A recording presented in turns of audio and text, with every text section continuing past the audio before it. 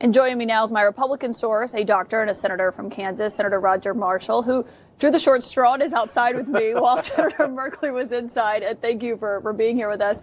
I do think there's a big question of John Thune has offered this assurance that there will be a vote at least next month. You just heard Senator Merkley there saying he doesn't really think it's going to go anywhere. But do you think if it does that House Speaker Mike Johnson should bring it up for a vote in the House as well?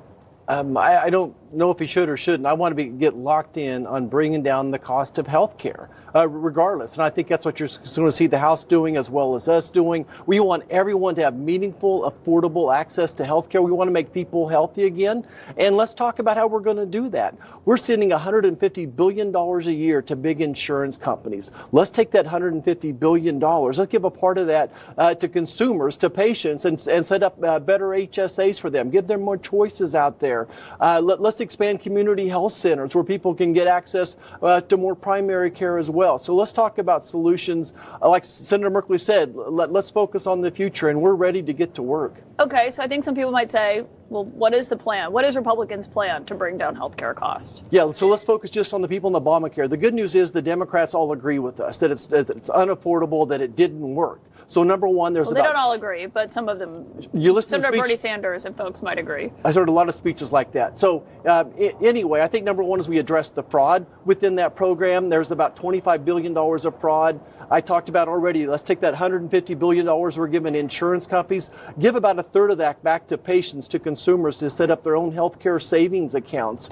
Beyond that, there's work to be done with roll back the PBMs when it comes to prescription drug prices. Trump RX is going to be something else that'll work. We can expand access to association health care plans, to ministry plans as well. We want to set up high-risk pools, reinsurance pools in every state as well. So there's a lot of things we can do. These are not new concepts. Speaker Johnson and I have been working on this together for years.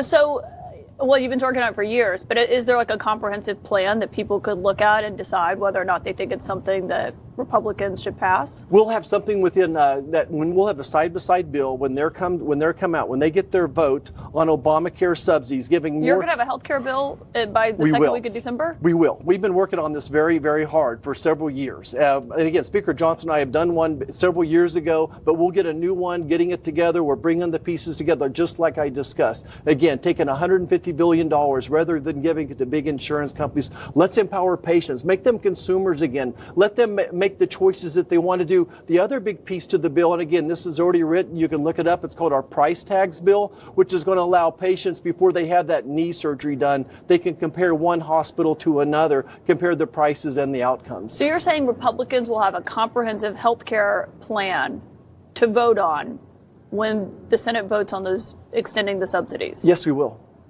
And it's going to address people who have cancer or pre-existing conditions or don't know what to do if their premiums are spiking at the end of December? Absolutely. We're going to have to figure some type of a off ramp for people that are over the 400% of income, especially. We got to figure out what to do with them. It's very tough. Again, the insurance companies have put the shaft to American consumers for so long. Our premiums have went up, They've doubled since Obamacare care came around, and the insurance companies' values of their stock have went up more than 1,000%. So you'll vote no on the health care subsidies vote next month, I presume. Absolutely. And then you'll have this plan laid out, and Leader Thune's going to bring it to the floor for a vote? Yes, and it's not going to be perfect. I think there'll be more work to do after that. We're going to do as much as we can to get something ready by then, and then hopefully before the January 30th deadline of this next continuing resolution, we can work on a bipartisan way. And by the way, these 8 people that walked across the line, they are absolutely profiles and courage, and they're going to be very central to what this bill looks like. Can I ask you what someone who is listening to you tonight might say? Okay, Republicans don't like Obamacare, but they've had 15 years to change it, and they haven't introduced that plan. What would you say to someone who's skeptical of Republicans having a plan by December? Yeah, Speaker Johnson and I introduced one several years ago. So will it look like that, do you think? I think it'll be a lot of changes since then, a lot of more water underneath the bridge. I think we're going to be much more aggressive, taking money away from big insurance companies and giving them to patients. I want everyone to listen to what you're talking about, insurance companies taking all the money earlier. You mentioned this on the Senate floor yesterday. I want everyone to listen to just part of your speech from yesterday. Okay. Get this, 35 to 40% of Obamacare recipients that are enrolled in Obamacare never file a claim. Let me say that again. There's 24 million people on Obamacare. 40% of those people never file a claim. These are ghost people. They don't even know they're on Obamacare. They've been falsely enrolled in Obamacare. Now, some people would say, "Oh, but there's always some people that don't file a claim." Some people might have listened to that and said, "Okay, but that's how insurance works. You're pooling risks, and that just because you don't file a claim doesn't mean you don't need insurance. I mean, you have life insurance, you have fire insurance. Right. It doesn't mean your house is burned down, things like that."